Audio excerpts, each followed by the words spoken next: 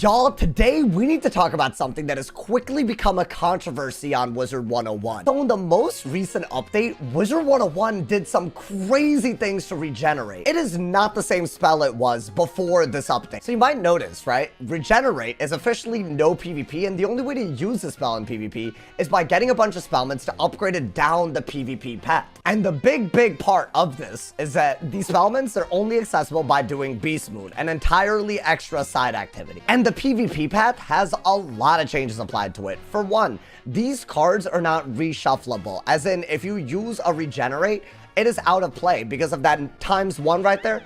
Out of play, you cannot access it again. It is also copy limited, so you cannot just use any deck that gives you a bunch of copies, so you can just effectively still spam regenerate, even with that ×1 mechanic added onto it. The combination of these two changes makes it so that regenerate, you can only use it a maximum of 4 times, no matter what deck you run, no matter what school you're on, no matter anything. They even moved some of the healing over to the actual like overtime parts. The counters, which only affect the overtime part, are also more effective.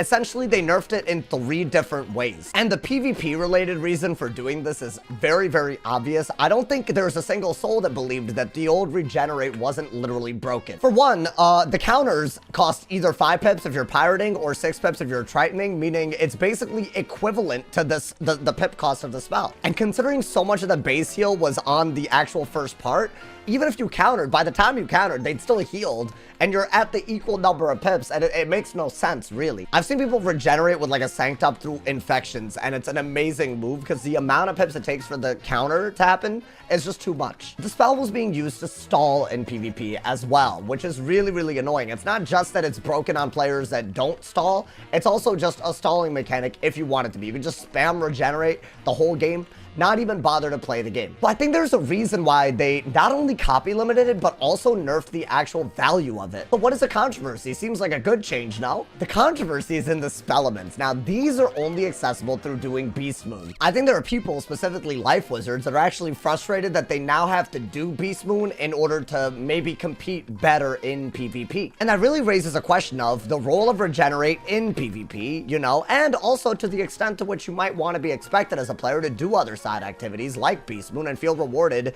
in even more side activities like PvP. Now you might be wondering, how did you already get 19 of them? I happened to farm some Beast Moon seeds. They do drop from there. However, what I will say is, I only got 19 after many seeds. A lot of people are complaining for 2 different reasons, and I wanted to talk about how valid this reasoning is. One thing that people really hate about this is the fact that the base version is no PvP. Meaning, they don't mind if it's upgradable through Beast Moon, like any other Beast Moon spell, but the fact that it's literally not able to be used in its base form kind of makes it so you have to do Beast Moon to do PvP on a life if you want to do it at its best. Now, I think this argument is valid simply from my experiences with Catch of the Day. This is a spell that's also, it has a base version that's no PvP, but if you get spellaments and upgrade it, you start looking at it and you realize how insane it is for Storm, for example. If I didn't have Catch of the Day on my Storm, I would be losing way more games. You could make a very similar argument for how a life needs to regenerate to the fact that a Storm needs Catch of the Day. I will say this though, Catch of the Day was not a learnable spell like Regenerate, so actually,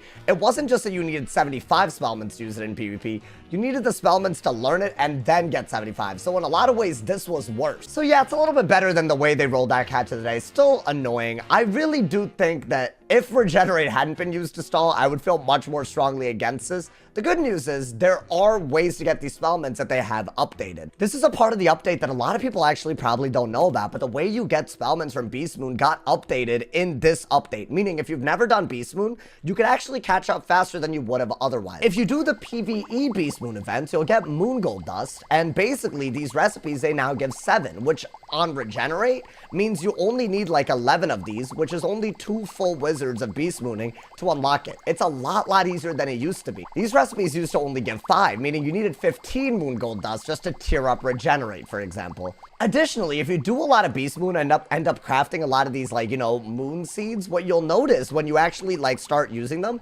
if you pop a gardening elixir, which you can get from PvP or other means for free, each of these drops, like, literally 4 spellments that are, like, elemental. So if it's an ice seed, it'll be elemental. If it's a balance seed, I think it can be anything. And if it's a spirit school seed, then it could be, like, any spirit spellment. I spent about an hour using only hasty harvests on school moon seeds, and I was able to tier up things without even trying to craft them with the moon gold dust. If you do beast moon, the real takeaway is they're adding a lot of spellments, very obviously. It's diluting the pools when it comes to what you get from actually doing beast moon, from gardening. They're adding way more ways to deal with the new things that they're adding that you're not already starting with spellments for, or you're now getting your drop tables diluted for. And if you don't do beast moon, now's a pretty decent time to start compared to before, because it's a lot easier to catch up. If you like the idea of doing beast moon, this is now the best version of it for getting rewards out of it. So out of the two arguments, right, one, that it's unfair that the base version of the spell is no PvP, and the other being that, like, the spellments are hard to get, I would actually say they've made the spellments easier to get. Is it a cakewalk? No, but nothing really ever is. My point of view on the no PvP aspect, I actually don't mind that there are rewards for doing side activities as long as they're within reason. I think whether this is within reason or not is probably up for debate, but based on what I know, like, as in, I know that you only need to do a very small, like, set of events in order to, like, get tier 2 anyways. It's just not that hard, and honestly, I really like the idea that you can make a spell more powerful by doing Beast Moon. I really like the fact that you can upgrade this through Beast Moon. A lot of people have called for a Beast Moon Spellman pack to deal with the fact that now you might need to do Beast Moon to, like, upgrade spells that are important in PvP. But I also think that would be kind of stupid, because you would just remove a reward for doing a side activity. That is very healthy for the game. When you do things like PvP, you get an insane amount of elixirs, right? The same argument could be used for this. Like, put all of these in the crown shop and make another reason to PvP non-existent. If we keep adding packs for everything that's slightly hard to get, what you'll start getting is a game where people that pay are just always better off. Not even sometimes better off, always. I'm gonna make a bold argument and say that if you look at the actual level caps for life, you're looking at an insane amount of damage. You're still looking at like 56 Pierce, I want to say,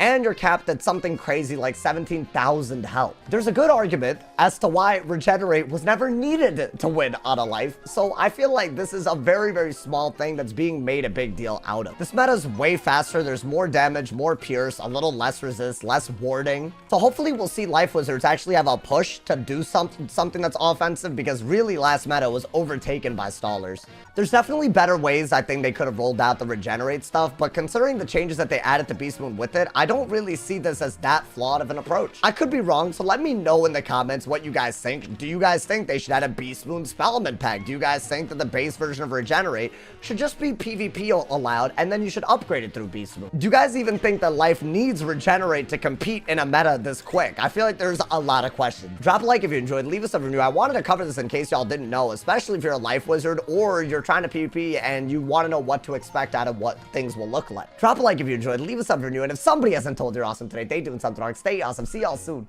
And yeah.